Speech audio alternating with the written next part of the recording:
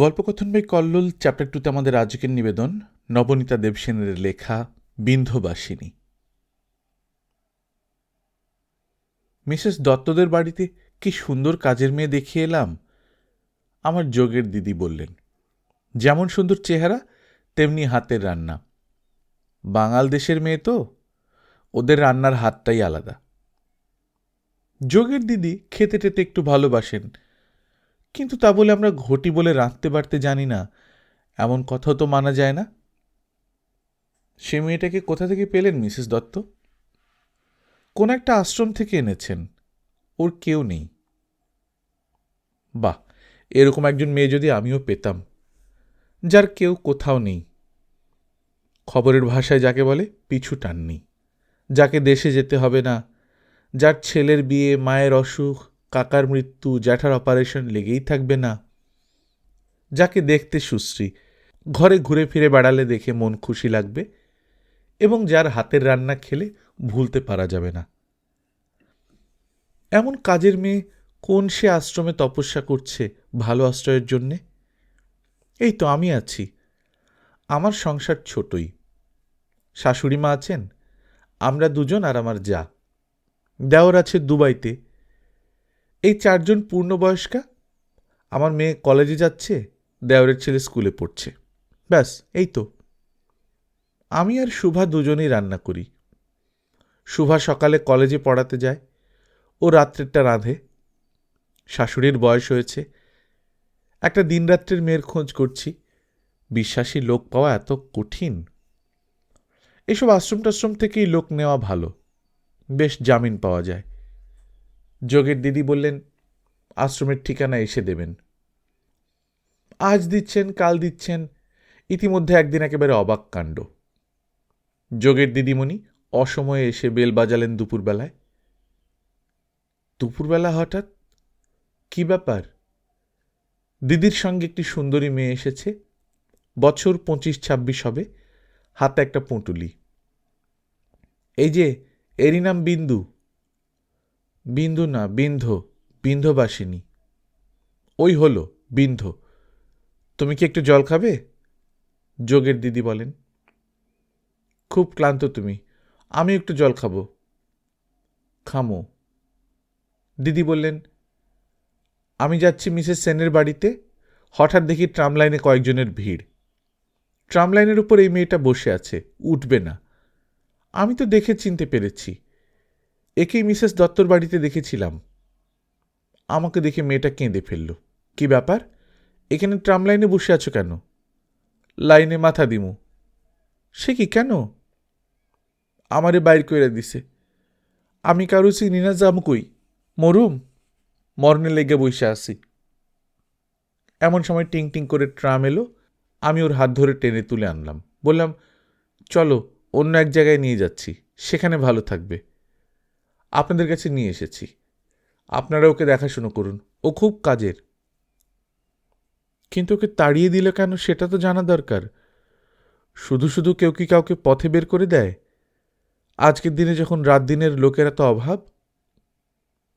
বিন্ধুবাসিনীকেই জিজ্ঞেস করে যেটা জানা গেল সেটা খুব সুখকর নয়। সুন্দরী যুবতীদের পক্ষে নিরাপদ ঘর পাওয়া মধ্যবিত্ত সংসারেও সহজ নয়। কোনোদিনই ছিল না, এখনও নেই। মিস্টার দত্ত এতই যত্ন করছিলেন যে মিসেস দত্ত ওকে রাস্তায় বের করে দিয়েছেন। মাথা খারাপ করে আশ্রমেও পৌঁছে দেননি।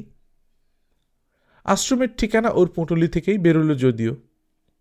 আমি বললাম, দেখি 2-4 দিন থাকুক, কেমন কাজকর্ম করে, মন বসে কিনা, হাবভাব কেমন, সব দেখি, তারপর মাইনে ঠিক হবে। ওখানে কত পাচ্ছিলে? বিন্ধবাসিনী হাসল। নিপাটে হাসি। মায়না? মায়না নাই। ঘরের মানুষ হয়ে থাকুম, আবার মায়না দিয়ে কি হইব? যখন যা লাগে আপনি আয়না দিয়েন, পয়সা দিয়ে আমার কি কাম? আমার তো কেউই নাই।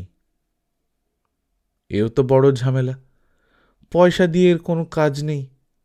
এমন লোক রেখেও আমার কাজ নেই বাবা। এর তো মাথা খারাপ, কিংবা এই সন্ন্যাস নিয়েছে। টাকা পয়সা চায় না এমন মানুষ এই বাজারে কলকাতা শহরে নিঃশ্বাস নিচ্ছে। দিদিও একটু মুশকিলে পড়েছেন। বিনা মাইনের দাসী রেখে পুলিশ কেসে পড়ে যাব কিনা কে জানে। অত্যাচার, শোষণ, কত কি। তবে mister and Mrs Dutta and co ভালো কাজ করেননি। দত্তবাবু যদি দুর্ব্যবহার করেও থাকেন, মিসেস দত্ত অনেক বেশি অসৎ ব্যবহার করেছেন অবলা মেয়েটিকে পথে বের করে দিয়ে। হাতে বসে 100টা টাকা গুঁজে দিয়েছেন। সেই নোটটা এখনো হাতে ঘামছে। দিদি বললেন, নোটটা এবার তুমি আঁচলে বাঁধো কিংবা কিছু একটা করো, ওটা যে পৌঁছে যাবে। বৃদ্ধবাসিনী পুঁটুলি খুলল।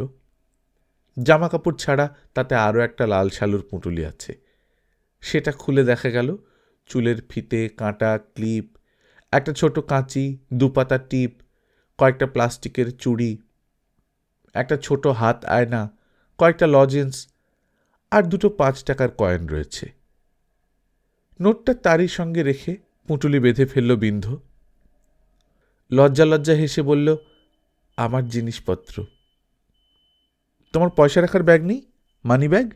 শুভা জিজ্ঞেস করে। না, মাথা দুলিয়ে না বলল বিন্ধু। শাশুড়িমা বললেন, যাও চান টান করে এসে ভাত খেয়ে নাও, বিকালবেলা কাজের কথা হবে। দেখা গেল বিন্ধুবাসিনী সত্যি খুব কাজের মেয়ে। আধা আধা লেখাপড়াও জানে, বাংলা পড়তে লিখতে পারে ভালোই, ইংরেজির অক্ষর পরিচয় আছে, সংখ্যা চেনে, রান্না চমৎকার, ঘরদোর খুব পরিষ্কার পরিচ্ছন্ন রাখে, বাসন কোসন ঝকঝকে। ঘরের কাজের জন্য ঠিকে লোক আছে। বিন্ধুর কাজ হলো শাশুড়ি মাকে দেখা আর রান্না, আমাদের একটু ছুটি দেওয়া আর কি। বিন্ধুর বয়স কত সে জানে না, দেশ কোথায় তাও জানে না, মা বাবার নামও জানে না। এত না জানা যেহেতু স্বাভাবিক নয় এবং মেয়েটাকে ওরকম ঘোর মিথ্যেবাদী বলে মনে হয় না, দেখে শুনে আমার স্বামী ঠিক করলেন ওর অ্যামনিশিয়া হয়েছে নিশ্চয়ই। তোমার কি কোনো অ্যাক্সিডেন্ট হয়েছিল? আমরা অনেকবার জিজ্ঞেস করলাম। বিন্ধু বলে, না তো। আশ্রম এলে কেমন করে? কি জানি, মামাই আনছিল। মামা? তোমার মামা আছে নাকি? আসছিল তো, আর নাই, আসে নাই আর। বিন্ধুর কাছ থেকে আর কোনো খবর পাওয়া গেল না। আমার মেয়ের সঙ্গে ওর খুব বন্ধুত্ব হয়ে গেল।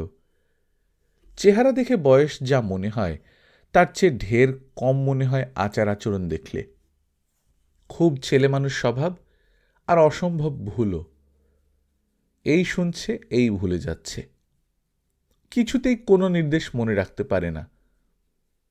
বিকেলবেলায় 5টার সময় পাম্পটা খুলো বলে লাভ নেই, ওর মনে থাকবে না। 5টায় বলতে হবে, যাও পাম্পটা খোলো। আবার 5:30টায় বলতে হবে, বন্ধ করো, নইলে ওর পাম্পটা বন্ধ করার কথা মনে পড়বে না। এসব দেখতে দেখতে বুঝতে পারছি যে ওর সত্যি স্মৃতি বিভ্রমের রোগ আছে একটা, বেশ বড় সড়ো। এদিকে কিন্তু ঠিক টের পায় কে কখন বাড়ি ফিরবে। আমার মেয়ে সুচি কখন বাড়ি ফিরবে তার জন্যে ব্যাকুল হয়ে অপেক্ষা করে। শুভা কখন আসবে কলেজ থেকে জানে, ছোটমা করে দৌড়ে যাবে ঠিক ঠান্ডা জলের গেলাসটি নিয়ে। বাবুসোনা স্কুল থেকে ফিরবে, তার জন্য টিফিন তৈরি, চকলেট দুধ রেডি হয়ে ফ্রিজে ভরা। বাবুসোনাও বিন্ধু দিদিকে বেশ পছন্দ করেছে। বিন্ধুর নিজের খুশি মতন নাম ঠিক করেছে, ঠাকুমা, বড় বাবা, বড় মা, ছোট মা, বোনটি আর ভাইটি। শুধু ছোট বাবা বাইরে থাকেন, এটা বিন্ধুর অমনোমত, প্রায় বিরক্ত করে শোভাকে। ছোট বাবা কবে দেশে ফিরবে ছোট মা? পোলা বউ সাইরা দূরে দূরে কিসের কাম এত? এইখানে অফিস হয় না? শুভা হাসে, বলে, এই তো এসে যাবে, ভাইটির ছুটিটা পড়ুক। আমার কর্তা ওর জন্যে মাইনে স্থির করেছেন। সেটার নাম অবশ্য মাইনে নয়, হাত খরচ। সেটা জমা রাখার জন্য ব্যাংক অ্যাকাউন্ট খুলে দেওয়া হলো বিন্ধুর নামে 2 মাস পরেই। ব্যাংক যে কি বস্তু বিন্ধু জানে না, কিন্তু সেখানে ওর নামে টাকা জমানো হচ্ছে সেটা সূচি ওকে বুঝিয়ে দিয়েছে। সেই টাকা দিয়ে বিন্ধু বলেছে একটা ভালো ঢাকাই শাড়ি কিনবে। শুভা বলেছে, না, আগে গয়না গড়াও, কানের 2টো কানপাশা হোক, তারপর হাতের চুড়ি, তারপর গলার হার। শাড়িতে খরচ পড়ে, শাড়ি তোমাকে আমরাই দেব। দিব্যি পরিচ্ছন্ন সই করল বিন্ধবাসিনী চক্রবর্তী। শাশুড়ি মা তো আরও খুশি, বামুনের মেয়ের হাতেই রান্না খাচ্ছেন। বলবা মাত্র নাতনির কাছে বকুনি খেলেন। ছি ঠাম, ও কি মন্দ কথা! বামুন কায়ের টাইত আবার কি? কাকুন তো মুসলমানদের রান্না খাচ্ছে। কাকুন কি একটু কম বামুন হয়ে গেল? তারপরেই, বিন্ধুদি, তোমার বিয়ে দেবেন ঠাম্মা, ব্রাহ্মণ পাত্র খুঁজছেন। বিন্ধু আবার তার সেই ভুবনমোহিনী হাসিটা হাসে। লজ্জায় মুখ লাল। আমার আবার বিয়া? দূর, ঠাকুমা যে কি কয়! আমরা আড়ালে আলোচনা করি, কত বয়স হবে বিন্ধবাসিনীর? ওর কি বিয়ে হয়েছিল কোনোদিন? বিধবা, সধবা, স্বামী পরিত্যক্তা, কুমারী? ওর বৈবাহিক অবস্থান বিষয়ে আমাদের সকলের সমান কৌতূহল। কিছুদিন দেখে মনে হল মেয়েটার বিয়ে হয়নি কোনোদিনই। যেমন নিরামিষ রান্নার হাত মিঠে, তেমনি মাছ রান্না করে বিন্ধু। ভাদ্র মাসের তালের বড়া, তাল ক্ষীর, পৌষ মাসের পিঠে পায়েস কোনোটাই বাদ দেয় না বিন্ধবাসিনী। কেবল মাঝে মাঝে বড্ড বেশি ভুলোপানা করে ফেলে। উনুনে রান্না চড়িয়ে মাথায় সাবান দিতে চলে যায়, কাপড় শুকুতে দিয়ে আসে ক্লিপ না লাগিয়ে, ঠাকুমার ত্রিফলা ভিজোতে ভুলে যায়। সবসময় ওর উপর নজর রাখলেও দারুণ কাজ করে। কাপড় নিয়ে ছাদে উঠছে দেখলেই ডেকে ক্লিপগুলো হাতে গুঁজে দিতে হবে। উনুনে রান্না থাকলে তাকে রান্নাঘর ছাড়তে দেওয়া চলবে না। নজরদারি ছাড়া বিন্ধু অচল। মাঝে মাঝে ওর ডিপ্রেশন হয়, তখন হাসে না, গম্ভীর উদাস হয়ে বারান্দায় দাঁড়িয়ে থাকে। ডাকলে সাড়া দেয় না।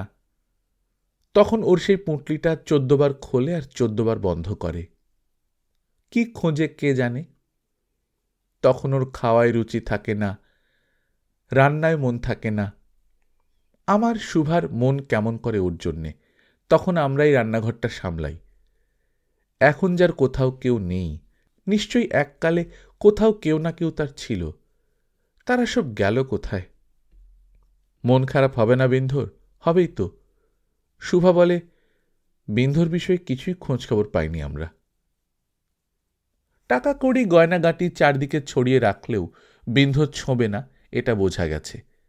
তার অর্থলোভ নেই, ভালোবাসে খেতে। এক থালা মিষ্টি বানিয়ে নিজেই তা থেকে আগে ভাগে দুটো খেয়ে ফেলবে। চিতল মাছের মুঠি বানিয়ে ঝোলে দেওয়ার আগে দুখানা ভাজা মুঠি নিজে নিজেই খেয়ে নেবে। কোথাও থেকে কিছু খাবার এলে ওকে না দিয়ে খেলে এত দুঃখ পায় যে আর কদাচিৎ সে কর্ম করার কথা আমরা ভাবতেই পারি না বাড়িতে কেউ।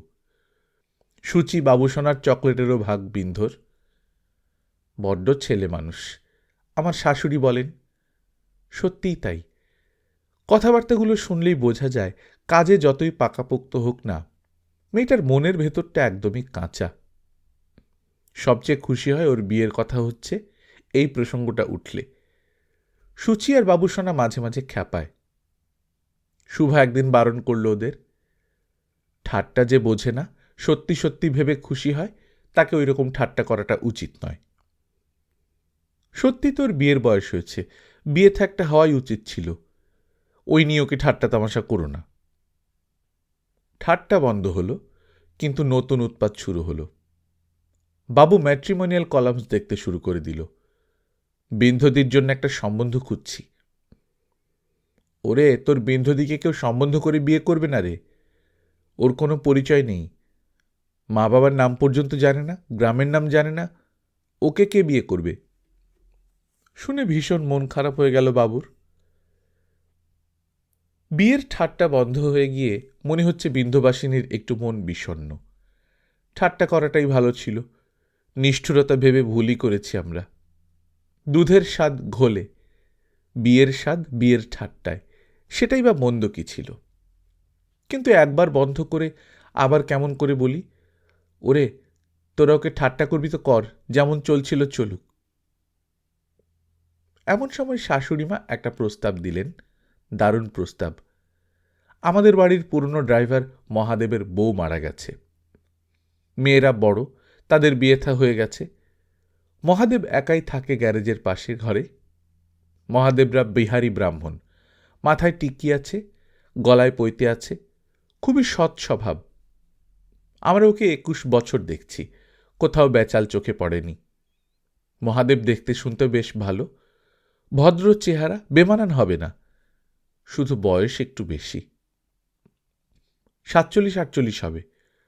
শাশুড়িমা বললেন, না, মহাদেব যখন কাজে ঢুকল তখন ওর বয়স ছিল 22 বছর। মহাদেবের 3টে মেয়ে। মহাদেবের বয়স 43-44-এর বেশি হবে না। পুরুষ মানুষের ওটা কোনো বয়সই নয়। প্রসঙ্গটা চুপি চুপি গোপনে আলোচনা হতে লাগলো মহিলা মহলে, শাশুড়ি আর বৌমাদের মধ্যে। তারপর কর্তার কাছে প্রস্তাবটি রাখা হলো। কর্তামশাই শুনে বললেন, বেশ কথা, কিন্তু মহাদেব রাজি হবে কে বলল? আর তোমরা ধরেই নিচ্ছ কেন যে বিন্ধ্যবাসিনী হিন্দুস্তানি বর হলে খুশি হবে? সেও তো বাঙাল দেশের বর চাইতে পারে, তার কোনো চয়েস নেই, এটা কেন ভাবছ? সত্যি কথা, এত উইমেন স্লিপ করছে শুভা ওদের কলেজে, অথচ এই বেলায় খেয়াল হয়নি। ধরেই নিয়েছি আমরা বিয়ে হলেই বর্তে যাবে মেয়েটা। সুচি বাবুসোনাকে ঘুণাক্ষরেও জানানো হয়নি ব্যাপারটা। বাবুসোনার বয়স এখন 14 বছর। সে একটা মুশকিলের সময় দিয়ে যাচ্ছে। আজ তার মুড ভালো, কাল তার মেজাজ ক্ষিপ্ত। সুচির সঙ্গে 4 বছরের তফাৎ। সুচি ভাই অন্তঃপ্রাণ, ভাই ও দিদি বলতে অজ্ঞান। ভাই বোনে ঝগড়া নেই, পিঠোপিঠি না হওয়ার গুণ। ওদের সঙ্গে বিন্ধ্যবাসিনীর ভাব হয়েছে খুব সুন্দর। ওরা বিন্ধ্যকে টিভি দেখতে ডাকে, আইসক্রিম খেতে ডাকে। বিন্ধ্য আনন্দে আছে, তার ব্যাংকে টাকা জমছে, সুচি তার কানের গয়না গড়িয়ে দিয়েছে। এবারে নাকছাবি চেয়েছে সাদা পাথরের। সেটা কিনতে গেল যেদিন ওরা, ফিরে এসেই জ্বরে পড়ল বিন্ধ্য। নাকছাবিটি পরে বড়ই লক্ষ্মীশ্রী খুলে গেছে। সত্যি বউ বউ দেখাচ্ছে যেন মেয়েটাকে। মহাদেবের কাছে এবার প্রসঙ্গটা পাঠতে হবে। কর্তা নিজে বললেই ভালো, চট করে না করতে পারবে না। অবশেষে উনি মহাদেবকে বললেন, এবং মহাদেব সঙ্গে সঙ্গেই রাজি।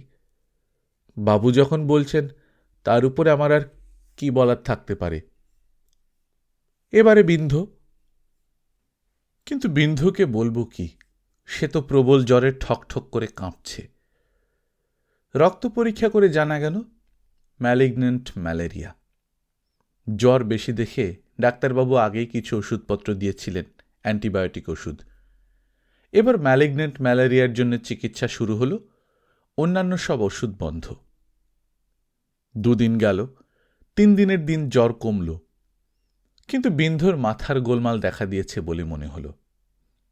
জ্বর কমে গেছে, শীত করছে না।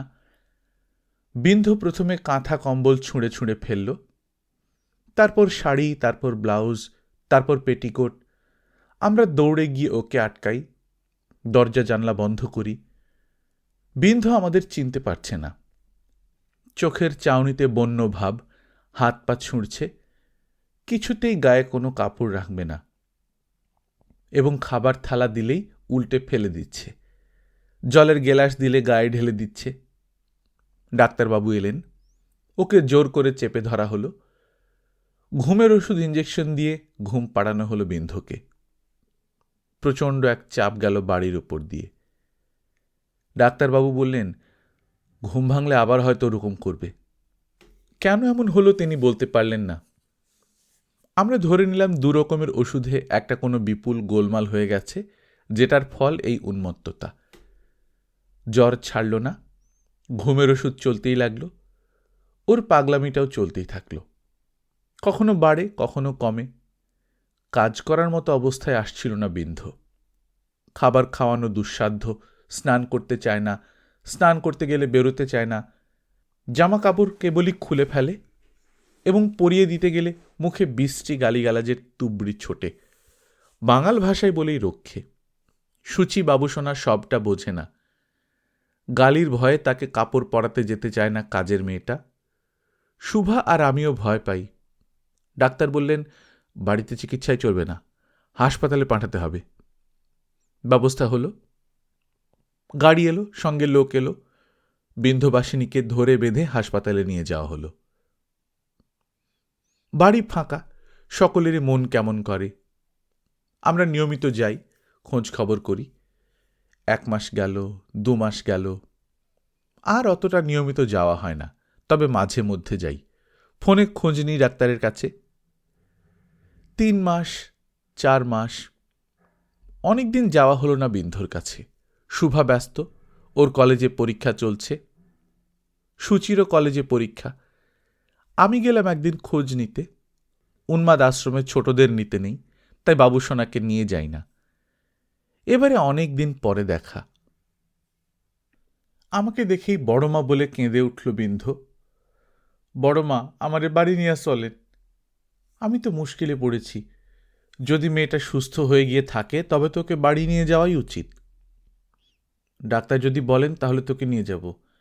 আজ তো হবে না, আগে তোকে রিলিজ করে দিক। ডাক্তার ছিলেন না।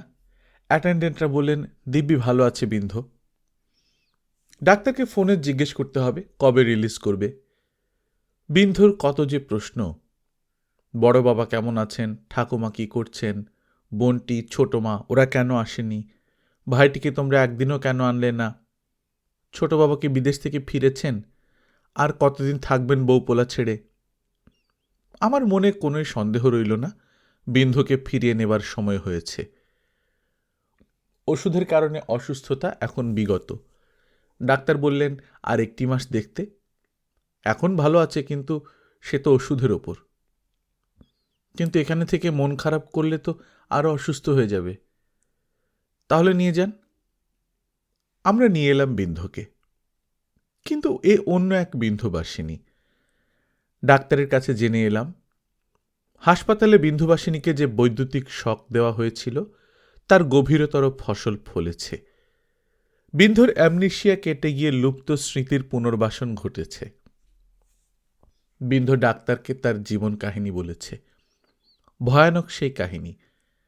খান সেনাদের দ্বারা ধর্ষিত, অত্যাচারিত হয়েছিল 12 বছরের বালিকা। তার মামা মামির সঙ্গে পালিয়ে আসছিল গ্রাম ছেড়ে। চোখের সামনে বাবাকে, জ্যাঠাকে, ভাইকে কেটে কুচি কুচি করেছে খান সেনারা। মাকে ধরে নিয়ে গেছে কোথায় কে জানে। মামা লুকিয়ে পালাচ্ছিল মামিকে আর বিন্ধুকে নিয়ে রাতের অন্ধকারে বনবাদারের পথ ধরে। খান সেনারা তাদের ধরে ফেলেছিল। মামাকে বেঁধে রেখে তার চোখের সামনে মামিকে আর বিন্ধুকে দল বেঁধে ধর্ষণ করেছিল খান সেনারা। মামির কি হয়েছে বিন্ধু জানে না, মামাকেও আর দেখেনি। বিন্ধুকে খান সেনাদের হাতেই ছেড়ে চলে গিয়েছিল মামা। এমনই একটা অভিমান পুষে রেখেছে সে। খান সেনাদের ক্যাম্পে দিনের পর দিন রেপ্ট হয়েছে বালিকা বিন্ধু। ভারতীয় সেনারা তাকে উদ্ধার করে হাসপাতালে দিয়েছিল। হাসপাতাল থেকে উদ্ধার আশ্রমে। হিসেব করে দেখা গেল বিন্ধুবাসিনীর বয়স 32। পূর্ব স্মৃতি ফিরে এসেছে বিন্ধুর। এই ফেরাটা ভালো হলো না খারাপ, সেটাই পরবর্তী ভাবনা। বাবা গ্রামের পুরোহিত হরিপ্রসন্ন চক্রবর্তী, মা দাক্ষায়ণী। 2 ভাই ছিল, শিবপ্রসন্ন, সত্যপ্রসন্ন। তারা কে কোথায় কেউ জানে না। বিন্ধু মাথা নাড়ে, বলে তারা আর নাই। বিন্ধু আর সেই উজ্জ্বল হাসি খুশি বালিকাটি নেই। করুণ সংকুচিত যুবতী সে এখন। তার সামগ্রিক চরিত্র পাল্টে গেছে। গম্ভীর, নীরব। আসল সমস্যা বাঁধল বাড়িতে ফিরে। কাজ করতে গিয়ে সমস্যা দেখা গেল। শাশুড়িমাকে এইসব গল্প করবার কোনো প্রয়োজন ছিল না আমাদের। কিন্তু কেমন করে জানি না তার কানে পৌঁছে গেল বিন্ধু খান সেনাদের দ্বারা ধর্ষিত মেয়ে। শাশুড়ি বললেন, ওর হাতে তো খাওয়া যায় না, তাহলে রান্নার কাজ ওকে দেওয়া যাবে না। বাসন ধুক, ঘর মুছুক, কাপড় কাচুক, থাকুক একপাশে পড়ে, যাবে আর কোথায়। বিন্ধু শুনল। ঠাকমা আমার হাতে খাইবেন না কইছেন। বড়মা বলেন তো আমি কি করছি। আমি তো ভাষা খুঁজে পেলাম না।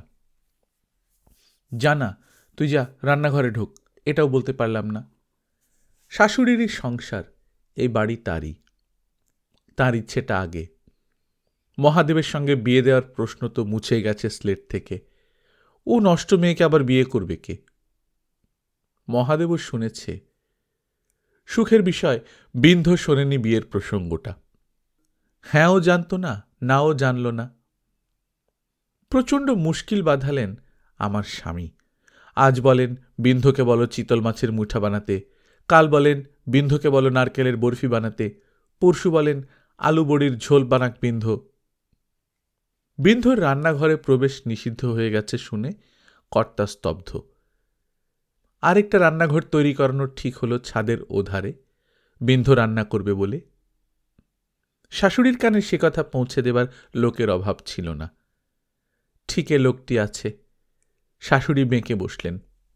এ বাড়ির কোনো রান্নাঘরেই খান সেনার এঁটো মেয়ে ঢুকবে না। কাউকে এক গ্লাস জল দেয়া, চা করে দেয়া, সবই বারণ হয়ে গেল বিন্ধুবাসিনীর। শুভা অসম্ভব রেগে গেলেও শাশুড়ির উপর কথা বলল না। সুচি শুধু চেঁচাতে লাগল, ঠাম, তুমি এত মেন কাজ করতে পারো? ঠাম, this is just not done. We love বিন্ধুদি। বিন্ধু কিন্তু কিছুই বলছে না। একদিন দেখি বিন্ধু তার পুটলিটা খুলে কি খুঁজছে। খুলছে আর বন্ধ করছে, খুলছে আর বন্ধ করছে। দেখে আমার শরীর হিম হয়ে গেল। আবার বিন্ধু মুখ তুলল, সেই মিষ্টি হাসি, ভুবন ভোলানো। কি করছিস? চুলের ফিতাটা বেনি বানানের লেগা। বিন্ধু? হাঁ বড় মা, কি? বাবুসেনা স্কুল থেকে আসছে, বানায় রাখছি চকলেট দুধ। ফ্রিজে গিয়ে দেখি চকলেট দুধ টুধ কিছুই নেই। থাকার কি, দুধের কড়াই তো হাত দেওয়া বারণ। তাহলে কি আবার মাথাটা গেল? বিন্ধু? বড় মা, বড় বাবা এখন আইলেন না কেন? ছয়টা তো কখন বাইজা গেছে। বড় মা বড় বাবা করে আমাদের ভীষণ জড়িয়েছে মেয়েটা। কর্তার স্নেহ যেন আরও বেড়েছে ওর কষ্টের কাহিনী জানার পরে।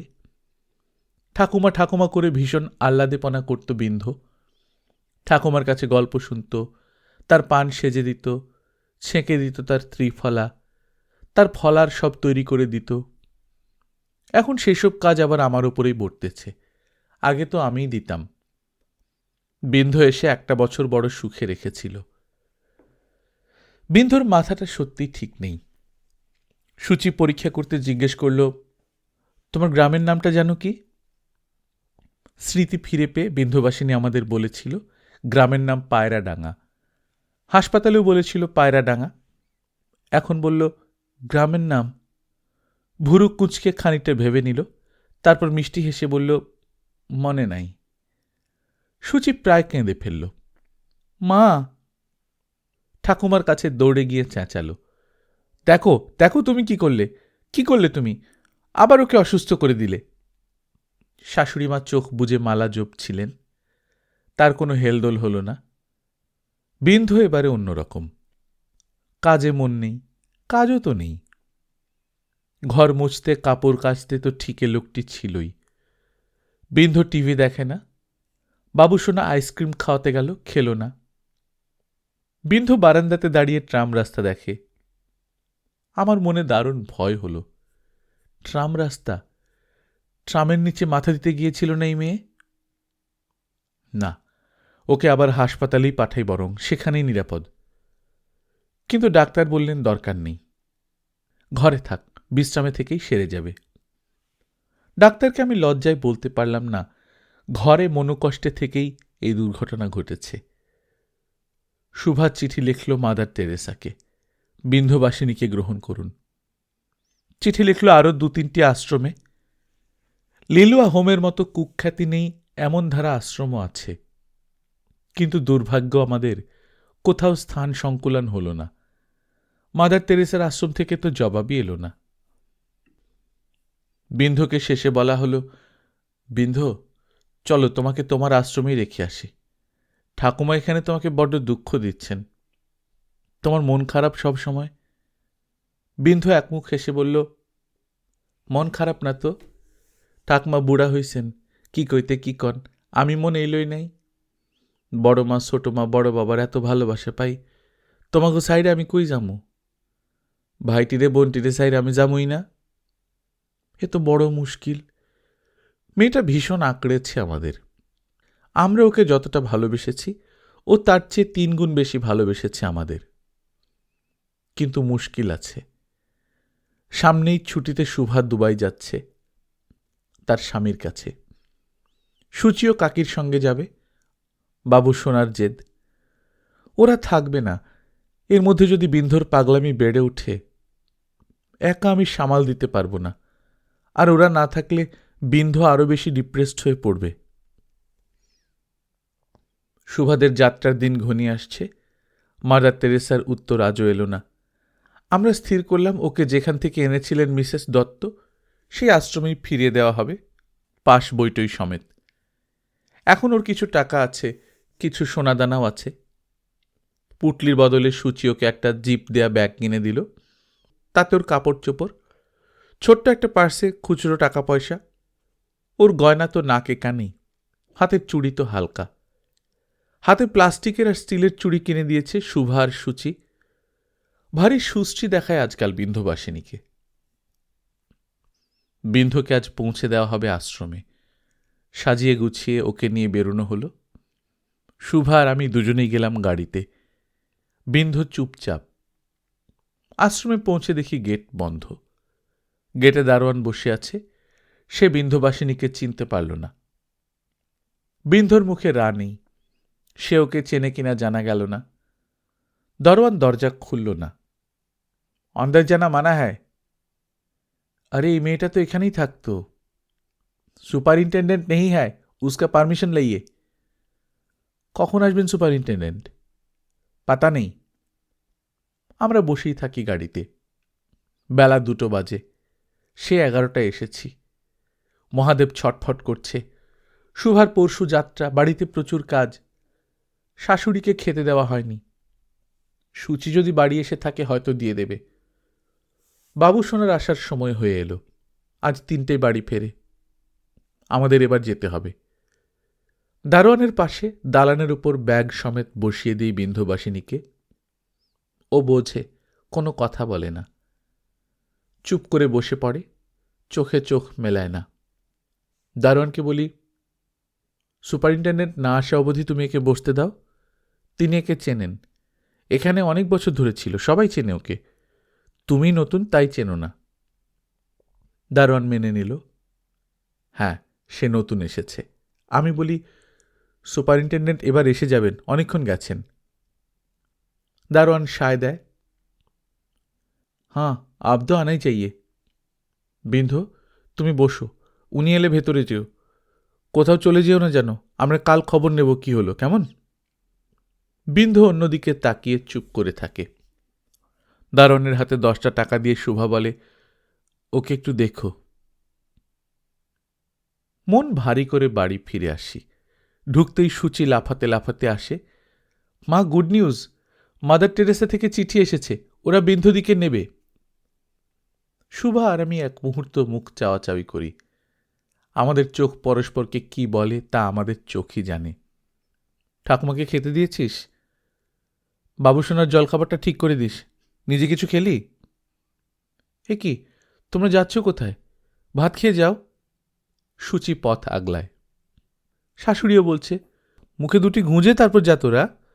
বিন্ধু বিন্ধু করে তো পাগল হয়ে গেলি 2 জায়ে। ভাত খেতে বসতেই হলো।